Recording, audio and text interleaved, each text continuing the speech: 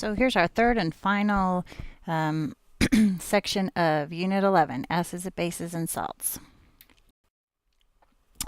So a neutralization reaction. That is a reaction where an acid reacts with a base. The products are a salt and water. So what's happening?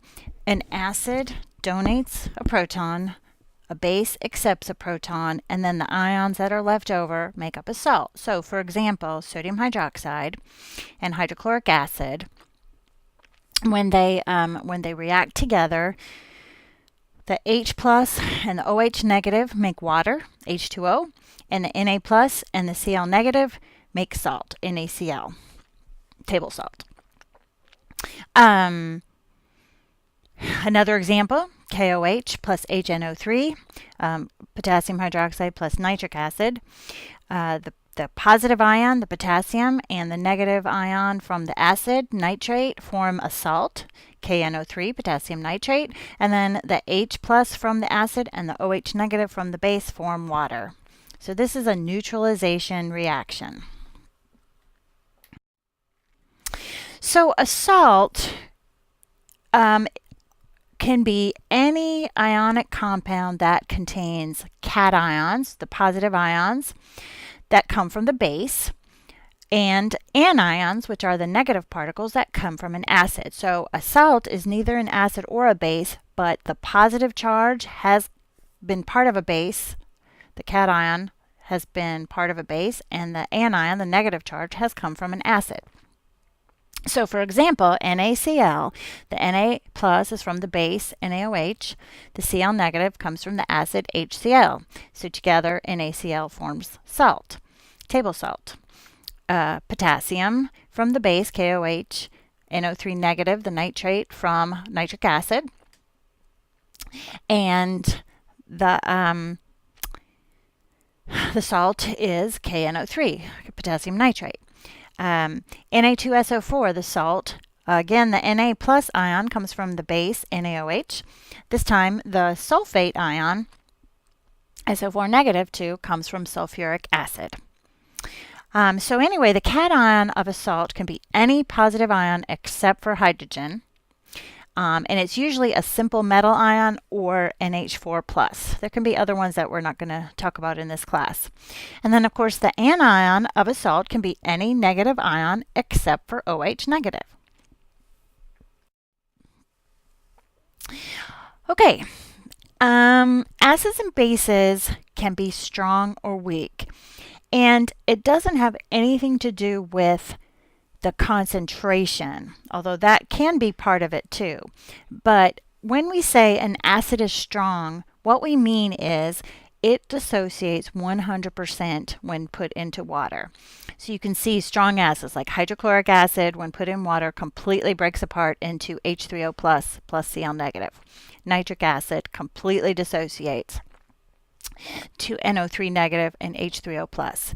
H2SO4 completely dissociates to H3O plus, HSO4 negative. NaOH is a strong base. It completely dissociates into Na plus and OH negative. Now a weak acid or base will only dissociate slightly, so it forms an equilibrium. Only some of the acid molecules will break apart and some of them will stay together.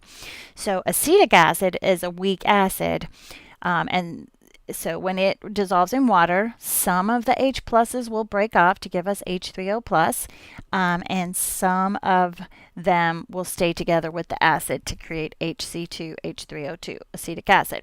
Same thing with NH4 plus. NH4 plus is a weak base that when dissolved in water will react to some extent with water to give us NH3 plus. NH3 and OH negative, but some of them, the H will stay with the NH3 to on the left-hand side, the NH4 plus. So acid or base strength really has nothing to do with concentration. If I say HCl is a strong acid, I could be talking about 0.5 molar or 12 molar. Now, 12 molar is definitely much more concentrated and actually much more dangerous. You would much rather touch a less concentrated HCl, but it has nothing to do with strength. Strength just means how much of it breaks apart when dissociated in water. Okay, so acids, actually acids and bases, we're just going to really focus on acids. Acids have what's called an acid dissociation constant. It's a constant for the dissociation of a weak acid, and we represent it with the symbol Ka, A for acid, K for constant. The larger the Ka value, the stronger the acid, which means the more willing it is to donate an H plus or to give up its H plus. And so all the very strong acids have very large Ka values that actually they approach infinity. So here on our chart, hydrochloric acid, nitric acid, sulfuric acid are all considered very strong acids. They dissociate 100%, as we saw on the previous slide. So their Ka values are very huge, in fact, approaching infinity. Phosphoric acid is kind of a weak acid. It only dissociates, as you can see on this chart, about 28%. 28% will break apart. The other 72% will stay stuck together. So it has a Ka value of 7.5 times 10 to the minus 3. But now if you look at acetic acid below that, it only dissociates approximately 1.3%. So it's even a weaker acid than phosphoric acid, and you can see the Ka is smaller than the Ka for phosphoric acid. 1.8 times 10 to the minus fifth is a smaller number than 7.5 times 10 to the minus third. So acetic acid is a weak acid. Carbonic acid dissociates even less, 0.2%. And you can see its Ka is even smaller. And boric acid is even a weaker acid, only dissociates 0.01%. So it's very small. And you can see that its Ka is even smaller. All right, so the strong acids that completely dissociate 100% are the ones listed here: hydrochloric acid, hydrobromic acid, nitric acid, sulfuric acid, and perchloric acid. So I want you to know those 5 acids that they are completely dissociated. The strong bases are those that totally dissociate, give OH negative, and so these are the strong bases that you should remember: sodium hydroxide, potassium hydroxide, lithium hydroxide, barium hydroxide, and calcium hydroxide. They will dissociate to give an OH negative, which means they're very willing to accept an H plus. So they are very strong bases. These are the only strong acids and strong bases. The others are considered weak acids or weak bases because they dissociate less than 100%. So let's talk about a few other things with relation to acids and bases. There are a lot of substances called indicators that will change color depending on the pH. As you can see here, bromothiamyl blue will be yellow at low acidic pHs, green at neutral pHs, and blue at very basic pHs. Methyl orange goes from red at very low acidic pHs through orange kind of in the moderate range, and then yellow at very high pHs, very basic pHs. Phenolphthalein is another one that goes from colorless at pHs lower than 8 and sort of a fuchsia pink at pHs higher than pink. Higher than 8, so very basic solutions. Another indicator that I don't have on here is the litmus paper. Litmus paper, again, as I mentioned earlier, litmus will turn red in acid and will turn blue in base. Okay, now, what is an acid-base titration? A lot of times we want to know what is the concentration of something. If you worked in a factory and say the acid needed to be at a specific pH, or it had to be at a certain concentration in order for the industry to work well, whatever's working, and you want to test the solution to find out what its pH is or what its concentration is, what you would do is a titration. It's a method of analyzing an unknown concentration of an acid or base by reacting it with another solution. So if you're analyzing an acid, you would react it with a base. If you're analyzing a base, you would react it with an acid. So what do you do for a titration?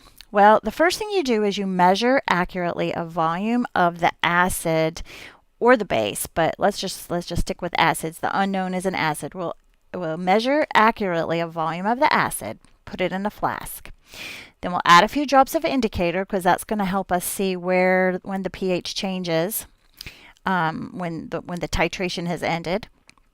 And then we're going to take a base, which is a known concentration. So we made it up very specifically to a known concentration.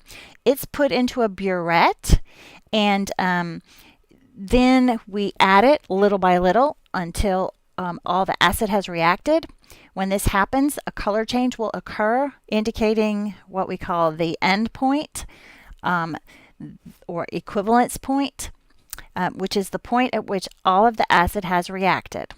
And so the moles of acid equal the moles of base. And we put an indicator in there to change color to know when this happens. Since we already know the concentration of the base, then we can calculate the concentration of the acid. Now, in this class, we won't be doing any of these types of calculations, but just know that that this can happen.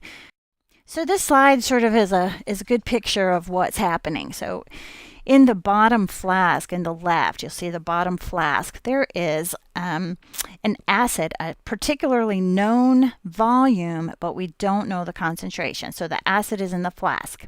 Now the burette is that long skinny thing, and it is filled with a basic solution, and we know the concentration of the basic solution. As we add drop by drop the base into the acid, they will react with each other in a neutralization reaction. But, of course, if we just add a little bit of base, then only a little bit of acid will react. You can see there's a slight pink color down there on the bottom. What that's showing you is that when the first drops go in, they're going to turn the indicator pink, but as you mix it, the base will get used up, and so it'll still stay colorless. But at the point where the moles of the base equals the moles of the acid, what's going to happen is that bottom container will totally turn pink. It'll be a pink that doesn't disappear. And at that point, we know we're at the end point or the equivalence point, and we can stop the titration. We can measure how much of the base we added, and so then we can calculate the concentration of the acid. You can see up in the right-hand side that this burette has what's called a meniscus. So it's kind of a blown-up picture of the burette with the readings. Water has a property where it'll cling to the glass, and so you'll see sort of a little U-shaped. The water will form a U shape, and you always want to make sure and read the bottom of the meniscus. And so what we'll do is we read the volume when we start, and then we read the volume when we end, and we know the difference in the volume that we've added. That's all you need to know about a titration. A couple other things, we're just tying up different topics that have to do with acids and bases. One thing that a lot of people don't understand is that not all salts are neutral. So the strength of an acid and base are inversely related to the conjugate. So, for example, if you have a really strong acid, that means its conjugate base is a really weak base. If you have a really strong base, then the conjugate acid is very weak. So that's an inverse relationship. You can sort of think of it like this. So if a really strong acid is one that really wants to give up a hydrogen. So if it's a strong acid and it gives up that hydrogen, it's not going to want it back very easily. So it's going to be a weak base. It's not going to accept that hydrogen back. If a base is really strong, in other words, it's really happy to gain a hydrogen, it's not going to be a very good acid. It won't want to give it back again. So the more it wants that H+, the stronger a base it'll be and the weaker an acid it'll be. The more it's willing to give up the H+, the stronger an acid and the weaker the conjugate base will be. So the pH of a salt solution after a titration a neutralization reaction has happened will depend on the strength of the positive ion from the acid and the strength of the anion as a base. This can get a little bit confusing, and I really just want you to understand it on the very simple level.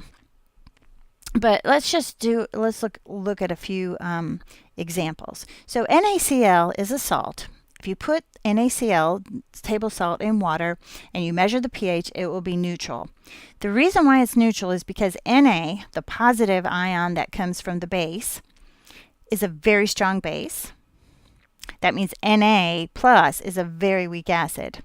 Cl negative is the conjugate of HCl, which is a very strong acid. So that means Cl negative is a very weak base. So you have a very weak acid and a very weak base dissolved in water. They won't react with water and the solution will stay neutral.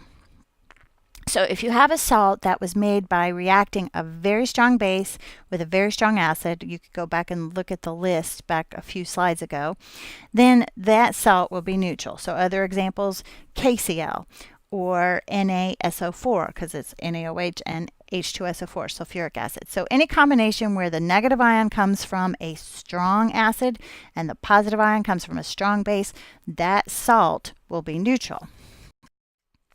However, if we have a salt made up of one of the other ions come from a weak acid or base, then we'll have either an acidic solution or a basic solution. So in this example, if we look at the Na and the C2H3O2, so that's sodium acetate. Just like the last slide, Na plus is a weak acid because it comes from a very strong base. However, C2H3O2 negative, the acetate ion, comes from acetic acid, which is a weak acid.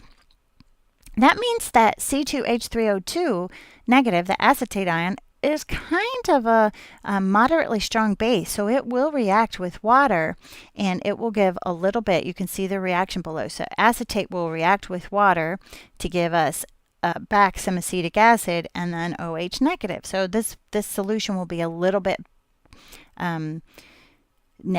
basic.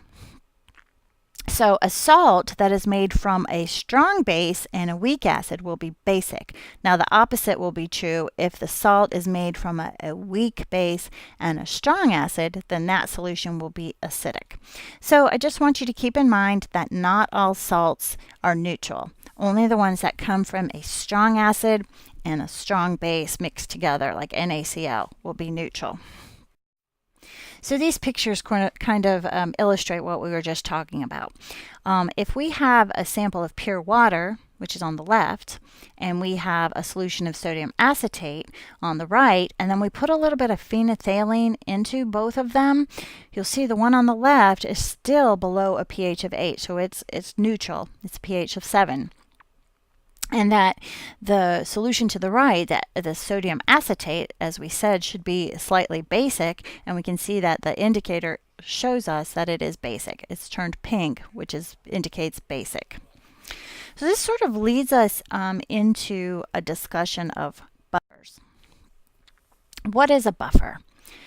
A buffer is a solution with the ability to resist changing the pH when a small amount of acid or base are added to them.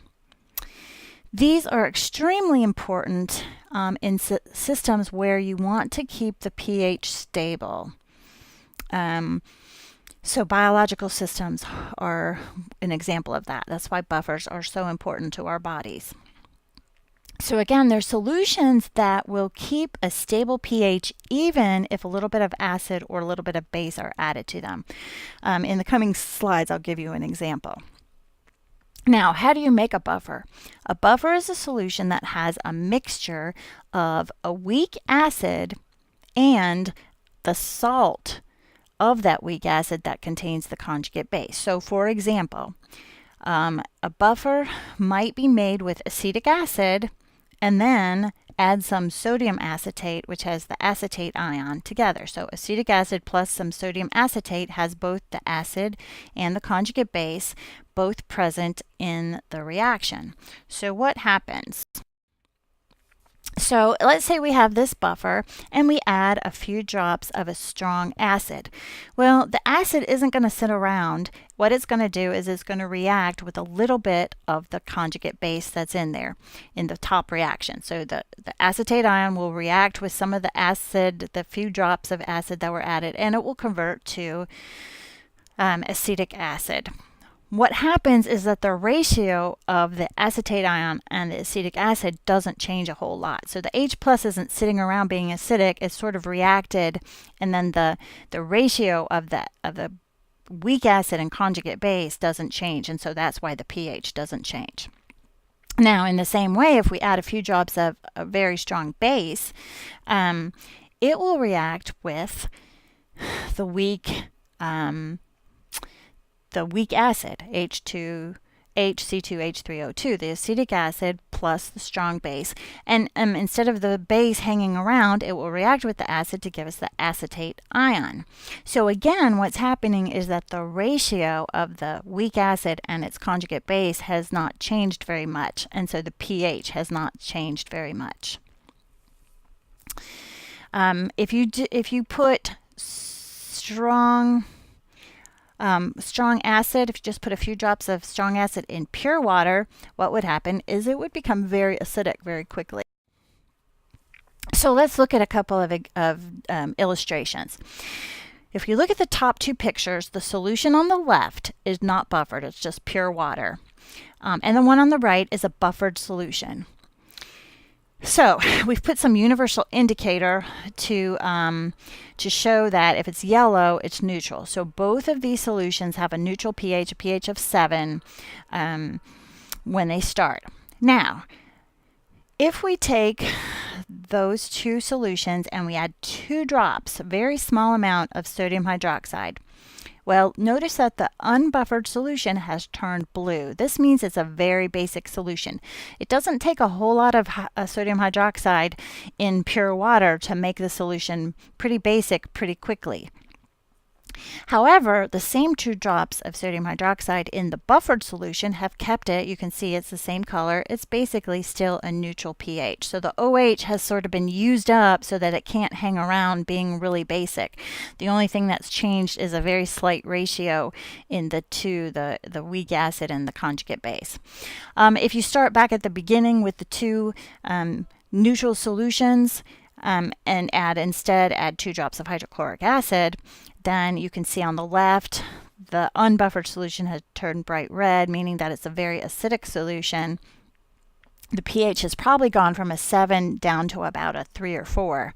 In the basic solution, it's probably gone from a 7 all the way up to maybe a 9 or a 10. So a huge difference in the pH, whereas the buffered solution has stayed a pH of 7 all along. So if you don't want to change your pH, you really need to have a buffered solution. So it's an example of that. Our blood has a buffer. Blood needs to stay at a pH of 7.35 to 7.45. This is a very narrow range. If it goes outside of those ranges, then you're not going to be able to uptake oxygen very well, and so without oxygen, we're not going to survive very long.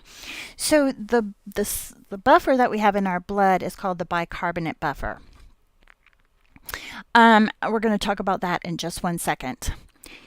However, one thing to consider is that buffers can be very fragile and they have a limit to their ability of controlling the pH. So if we say what's the buffer capacity, it's a measure of how much acid or base can be absorbed before the buffer gets ruined. So it's very easy. You could add too much acid and ruin a buffer, or too much base. So again, the key here is a buffer is sort of like a shock absorber for small amounts of acid or base.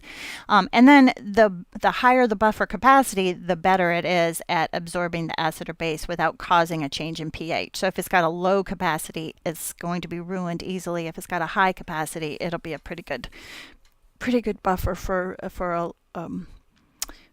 fair amount of acid or base. All right, so let's look at the bicarbonate buffer in the blood. Bicarbonate is the ion you can see way at the right, HCO3 negative. That's the bicarbonate ion. How does it get in our bloodstream? Well, CO2 dissolves in water to give us carbonic acid, which is a weak acid. And then some of the acid will donate an H+, and then we'll have bicarbonate ion, which is the conjugate base. So in our blood, we have a mixture of carbonic acid, a weak acid, plus bicarbonate ion, which is the conjugate base. We have a good mixture of the two. Okay, so how does this buffer work a little bit? If your blood is too basic, you'll have a little bit too much OH negative. Instead of the OH negative hanging around, it will react with some of the H2CO3, the acid, the weak acid, and it will form a little bit more of the HCO3 negative, the bicarbonate ion. So again, the OH negative, which is very basic, won't hang around. Instead, what it does is changes this ratio of the H2CO3 and the HCO3 negative. So they'll be still very close to each other, and the pH won't change much. That would be the forward direction that you can see here. Now, what if instead your blood is a little bit too acidic? It's got a little bit too much H plus, H3O plus.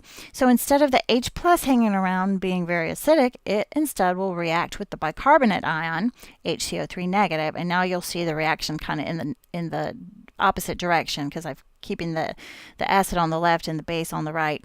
So the H3O, the strong acid, will react with the conjugate base, HCO3 negative, to form the weak carbonic acid.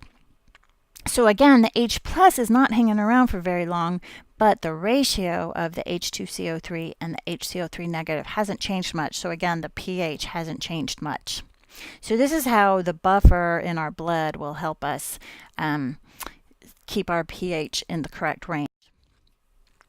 So again, buffers have a limited capacity, and so if you end up with too much CO2 or too little CO2, it will disrupt the buffer, and so of course it can only handle so much. So what happens if your CO2 gets too high? Hypoventilation.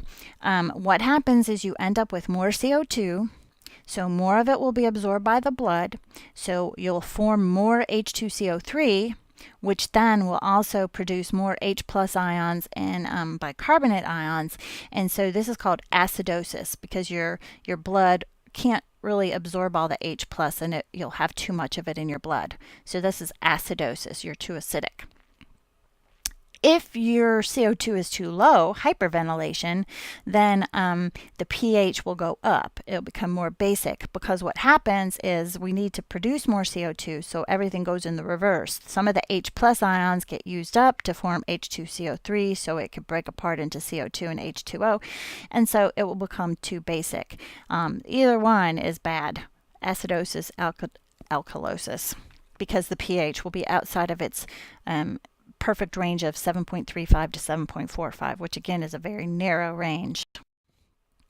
Okay, so that's the end of this chapter, and I hope that you have enjoyed it. I wish that I could have you in class, because usually in my in-class, in face-to-face classes, I will do some demonstrations of titrations or buffers, and so hopefully maybe if you find some of the videos online, you can see some of these things happening, and we'll get you chapter 12 very soon.